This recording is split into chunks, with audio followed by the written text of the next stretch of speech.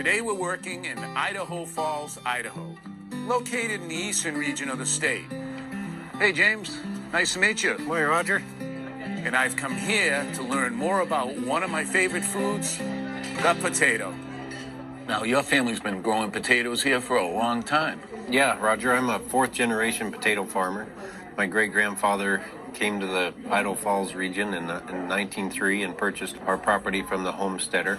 What makes Idaho such a great place to grow potatoes? Well, Idaho's unique in that we're high in elevation. We have long days, cool nights. We have soil that's rich in volcanic matter and a dry climate to grow them in as well. The potatoes didn't originate from Idaho. No, Roger, they didn't. They originated in South America, in the Andes Mountains in Peru. They were a huge part of the South American diet. Well, let's eat up. I look forward to getting out on the farm and seeing it. Yeah, we'll take a look at the potato operation and how we do it.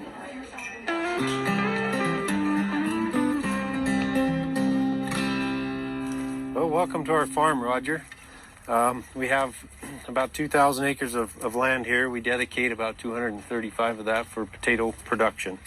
Boy, we must be up pretty high. Look we're up in the mountains. You know, we're right in the foothills of the Rockies, basically. This field we're in is about 4,800 foot elevation. And the way the process starts is actually with the potato. These are actually seed here. These are the seeds? Those are the seeds, yes. That potato there will probably be cut one time, so you'll end up with 2 seed pieces. Well, it's almost big enough to be edible. I'd eat that. Oh, it'd be a wonderful potato to eat, of course. But it'll make an exact duplicate of the adult. It will, yes. Once it's planted in the ground, this warm soil temperatures allows the potato to start growing. The plant reaches above ground. And, you know, as the plant grows up, you know, all the energy is going into that plant. And just before harvest time, we come in and we cut the vines. The energy now goes back into the tuber and gives the skin time to heal so that we can mechanically harvest the potatoes. I don't see any big machines around here. No, we have one small machine just for you. Oh, so that's why you have me carrying the shovel. Exactly. Yeah. Okay, how about here? That looks like a great spot right there. Just dig down a little and loosen the soil, and then we can get in there with our hands, and hopefully we'll find some nice potatoes there. You should end up with somewhere between 8 to 10 potatoes per plant, and they'll range in size from 3 ounce on up to a 16 or even bigger ounce potato than that. You know, sometimes when we're out in the field, Roger, we'll wipe the dirt off and sample our own wares. Take a bite. Nice and cool and crispy. Really crunchy. Really crunchy. Very earthy. So we end up with all these potatoes. Where do they go now? Well, from here, once they're harvested, we take them to our storage facility. We call it a potato cellar. Show me the way. Let's go. We have a very short window in the fall to harvest our potatoes, Roger, and people like their potatoes year-round. Yeah. So to meet that demand, we have to be able to store potatoes. And we have the ability to store these for almost a year. A year? Yeah, a whole year. I gotta see this. Holy cow, look at that. Here we are, Roger. This is the inside of the potato cellar we were talking about. You know, nearly 16 feet high, 250 feet long, about 5 million pounds of potatoes in 5 here. million pounds? 5 million pounds. And in order to store those potatoes, we have to have the ability to maintain a constant temperature and humidity in here, which we like about 45 degrees and about 90+% humidity.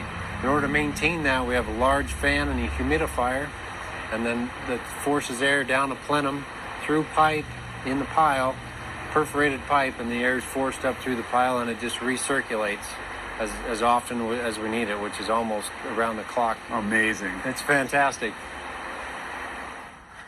James, let's be serious. Not everyone has 200 acres and a big storage area to grow potatoes on. Right. What can a homeowner do? Well, a homeowner, you know, we can go by example here. This particular homeowner has a dedicated plot for potatoes. It's about 12 square feet here. And it's in and amongst everything else that he's grown this season, from melons and squash and corn and cabbage and carrots and onions and, you know, tomatoes and peppers. And here we have mounds of potatoes. And it's a very similar process as to what we do on the farm, just on a smaller scale. So here we have 3 mounds here? Yeah, we've got the mounds here. And, you know, why don't you just go ahead and dig in there, Roger, and we'll see what we come up with. I'll help you pull the potatoes out as you go. see what we come up with. Oh, those are and beauty. you can see here that they've planted some beautiful red potatoes. Nice color on those. Wow. Various sizes. You know, and you can grow any kind of variety of potato you like. There's so many to choose from. See here, Roger? It looks like he's planted some yellows. Oh, great. Found another red in the process there from the other hill. For a homeowner, you'd want to go to your lawn and garden center and buy your seed potatoes, plant them. As the vine grows, you're going to want to continue to mound the soil around it to prevent the potatoes from possibly poking out of the side of the hill, if you will. You'll prevent possible greening of the end of the potato from being exposed to sunlight. We're doing pretty well here. Now the question becomes, how do we store them? Well, we can go into the homeowner's kitchen here, and we'll show you what to do for storage in the house. Let's take a look. Okay. So for home storage, Roger, what you want to do if you've grown your own and you still have dirt on them, leave the dirt on them. Don't wash them. If you wash the potatoes, it could promote rot. Keep them covered up, in a box with a towel or with some burlap. A lot of people who don't grow their own buy them in a clear plastic bag like this one.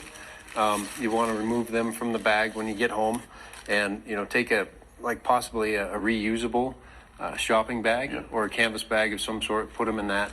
Keep it closed up. Again, keep the sunlight off so that they to prevent the greening. Okay. Well, once you have them ready to go, where in the house do you want to put them? A common mistake would be to store them in the refrigerator. Why is that? Well, it's dark for one thing, which is what you want, but it's just too cold in there. You don't want to store them in the refrigerator. Another common mistake would be under the sink. You don't want them there because the dishwasher is typically next to the sink when it's running. It's too hot. You have hot water running. It warms up too much there. What about a cabinet like this? A cabinet like that would be fine. You want to obviously keep the door closed, but it's okay. A preferable place would be the pantry. If you're fortunate to have a pantry like this, you want to keep them on the bottom shelf or on the floor. And remember to always keep them covered up. An even better option than that is in the basement or possibly the crawl space in your house. Those would be really the best choice of all. Well, thanks, James. I really learned a lot today. I think even I can grow potatoes. Well, you're welcome, Roger, and we really appreciate you coming to Idaho. It's been our pleasure to have you here. No, please take those home with you.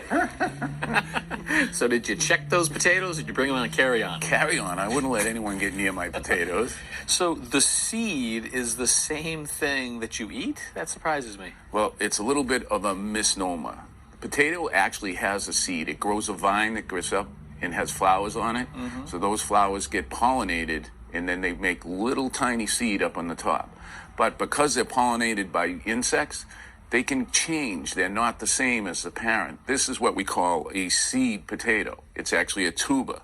So this gets planted in the ground and becomes the exact duplicate of the parent. So is this kind of like a bulb where sort of all the energy is stored down in here and this sprouts up? Exactly the same thing, but what we would actually do is cut this into thirds and leave an eye on each piece. That eye will grow up and supply the plant, and we'll end up with 8 to 12 potatoes just like this. So why did he suggest that you had to go to the garden center to get a seed potato? Why can't I just stick one of these in the ground? Because the ones that go to the supermarket are sometimes treated to keep them from sprouting out in the warmth of the truck or the supermarket. The ones at the garden center aren't, and they're ready to go in the ground. Well, maybe they're not treated enough, because every time I open up my cabinet drawer, I've got little sprouts coming off of my potatoes. Well, then those you can plant. Nice. I guess I learned as much about potatoes as you did. Nice job. And 46 states to add to the 46. list. All right. Put it up on the map. There goes Idaho. I'm volunteering for Hawaii. How about Alaska? No, thank you.